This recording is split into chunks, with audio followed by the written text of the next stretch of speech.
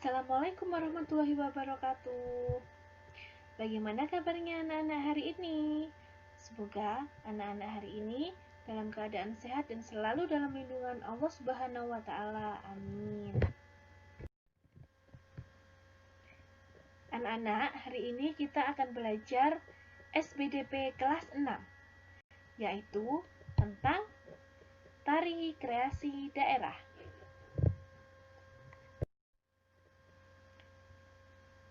Indonesia kaya akan budaya, diantaranya karya tari. Setiap daerah memiliki karya tari kreasi yang berbeda-beda. Apakah yang dimaksud dengan tari kreasi?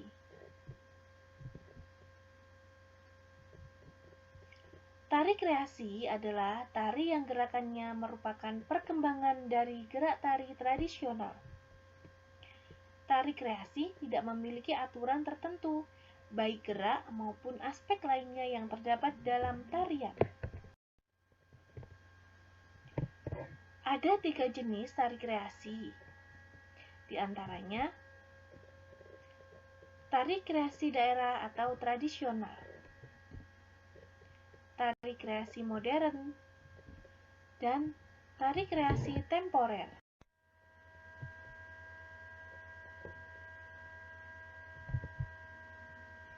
Tari kreasi daerah atau tradisional adalah tari yang mengalami perubahan dari tari tradisi, baik bentuk, gerak, ataupun aspek lainnya, tetapi tetap dalam konteks ciri khas dari daerah tertentu. Tari kreasi modern adalah tari yang tidak memiliki aturan tertentu, baik dalam bentuk gerak ataupun aspek lainnya. Tari kontemporer adalah tarian yang dibuat berdasarkan isu yang beredar pada waktu tertentu. Bentuk karya tari kreasi dapat berupa bentuk tari tunggal, tari berpasangan, dan tari kelompok. Tari tunggal. Tari tunggal adalah karya tari yang diperagakan oleh seorang penari. Contoh tari tunggal. Yang pertama, tari merak. Tari merak berasal dari Pasundan, Jawa Barat. Tari merak menggambarkan ekspresi kehidupan burung merak. Tata cara dan gerak tari terinspirasi dari kehidupan merak yang diangkat ke pentas oleh seniman Sunda Raden C.C. Sumantri. Yang kedua, tari kelana topeng. Tari kelana topeng ini berasal dari daerah istimewa Yogyakarta. Tari kelana topeng pada umumnya ditarikan oleh penari putra. Tema tarian ini mengambil cerita dari Panji. Cerita itu tentang Raja Kelana Sewendana sedang jatuh cinta. Gerak-gerik tarinya menggambarkan Prabu Kelana yang sedang menghias diri. Tari berpasangan. Tari berpasangan adalah karya tari yang diperagakan oleh 2 orang penari. Contoh tari berpasangan. Yang pertama, tari piring. Tari piring merupakan tarian yang berasal dari daerah Minangkabau, Sumatera Barat. Pada zaman dahulu, tari piring dipentaskan pada saat panen sebagai rasa syukur. Sesuai perkembangan saat ini, dipentaskan di acara penting seperti pernikahan. Tari ini dibawakan dalam bentuk tari berpasangan putra-putri.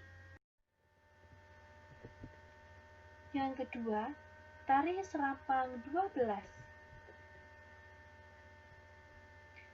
Tari serampang 12 merupakan tari yang terkenal di daerah Melayu, seperti daerah Sumatera Utara atau Melayu Deli, Sumatera Barat atau Ranah Minang, dan Riau atau Pekanbaru.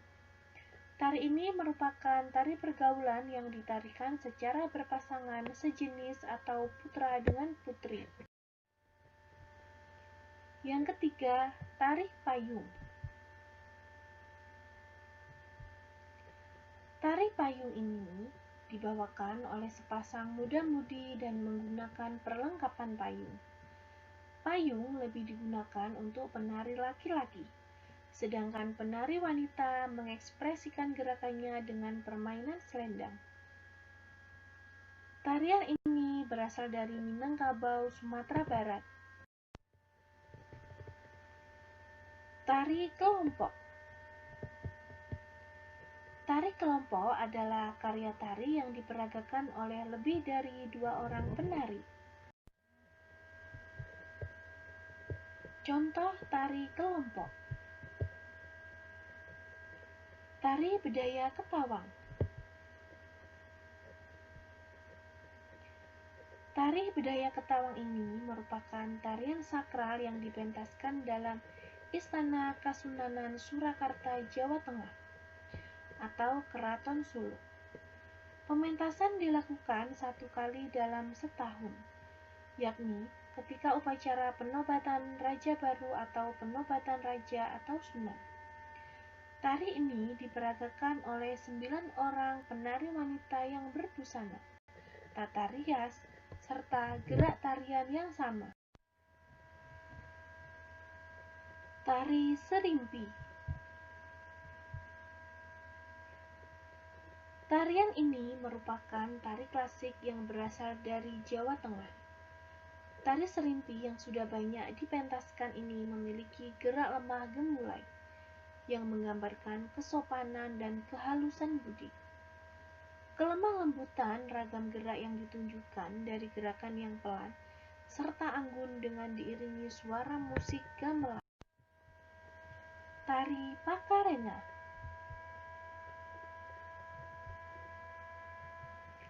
Tarian ini berasal dari Sulawesi Selatan, yang diiringi alat musik 2 kepala drum atau gandrang dan sepasang instrumen alat semacam suling atau kwik-kwik.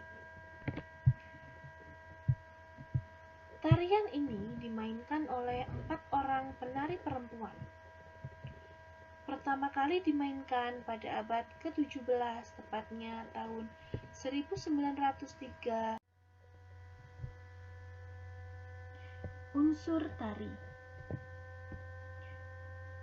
Dalam tarian terdapat berbagai unsur yang saling mendukung, sehingga memunculkan perpaduan yang harmonis.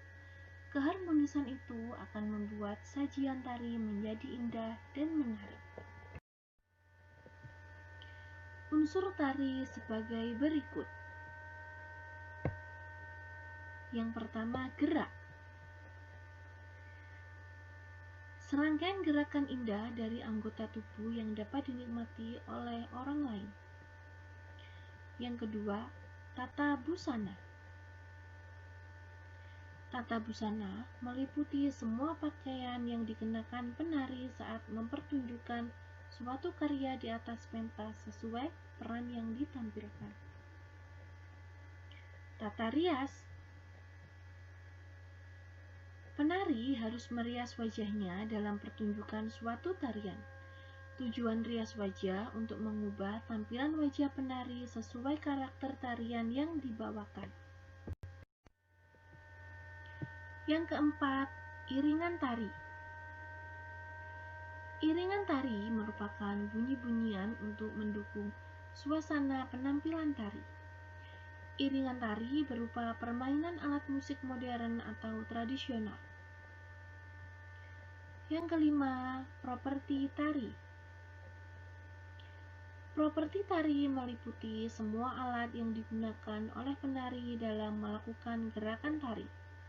Pemilihan properti tari disesuaikan dengan jenis tari yang akan ditampilkan. Yang keenam, tempat pertunjukan. Tempat pertunjukan disebut dengan panggung. Pentas tari ada 2 pentas, tari tertutup dan tari terbuka. Tari kreasi daerah Sumatera. Tari piring, salah satu peninggalan kebudayaan yang terdapat di Sumatera Barat adalah tari piring. Tari piring adalah tarian tradisional yang berasal dari tanah Minangkabau, tepatnya dari kota Solok, Provinsi Sumatera Barat. Dalam bahasa Minangkabau, tarian ini sering disebut dengan tari piring. Pada zaman dahulu, masyarakat Minangkabau selalu melakukan ritual ucapan rasa syukur kepada dewa-dewa atas hasil panen yang melimpah ruah. Pada saat melakukan ritual, masyarakat sekitar membawa sesaji dalam bentuk makanan yang diletakkan di atas piring. Piring-piring yang berisi makanan dibawa dengan gerakan-gerakan berirama dan diiringi musik.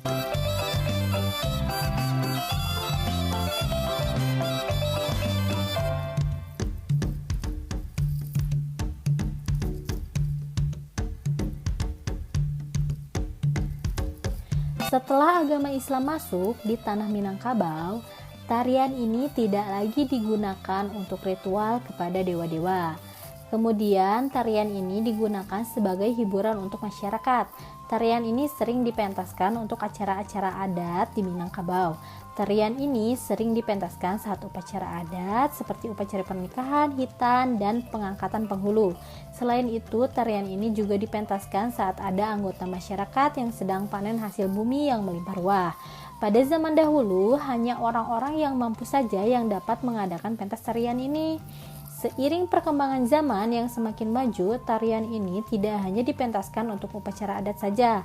Pentas tarian ini sering dipentaskan saat hari-hari besar nasional seperti Hari Ulang Tahun Republik Indonesia. Selain itu, tarian ini juga sering dipentaskan pada saat festival dan juga untuk menyambut tamu-tamu agung.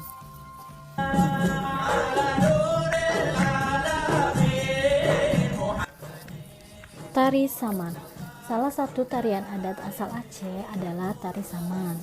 Tarian ini berasal dari dataran tinggi Gayo dan diciptakan oleh seorang ulama Aceh, Syekh Saman, pada abad ke-14 Masehi. Kala itu, tari Saman merupakan salah satu media dakwah.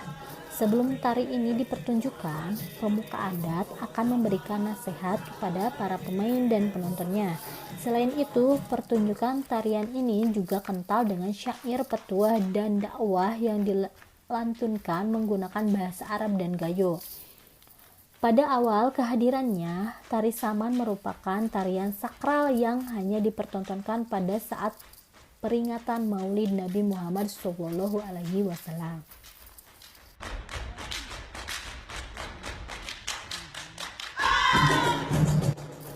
Kini, tarian ini menjadi tarian resmi yang biasanya menandai penyambutan tamu-tamu terhormat antar kabupaten maupun tamu-tamu negara pada saat pembukaan festival maupun seremonial kenegaraan lainnya. Tarian ini bisa jadi hanya menyajikan keindahan gerakan tanpa serta meriahnya tepuk tangan para penari sembari memukul dada dan pangkal paha dengan gerakan menghempaskan badan ke berbagai arah tanpa iringan musik. Lazimnya, tarian ini terdiri dari belasan atau puluhan penari laki-laki dengan seorang pemimpin yang mengarahkan gerakannya yang kerap disebut syekh. Seorang syekh, selain menjadi koreografer, ia juga bertugas menyanyikan syair lagu Saman. Subhanallah ya anak-anak, ternyata Indonesia kaya akan keragaman budayanya. Kita patut bersyukur dan melestarikannya. Sekian materi seni budaya dan prakarya kali ini. Sampai jumpa minggu depan. Wassalamualaikum warahmatullahi wabarakatuh.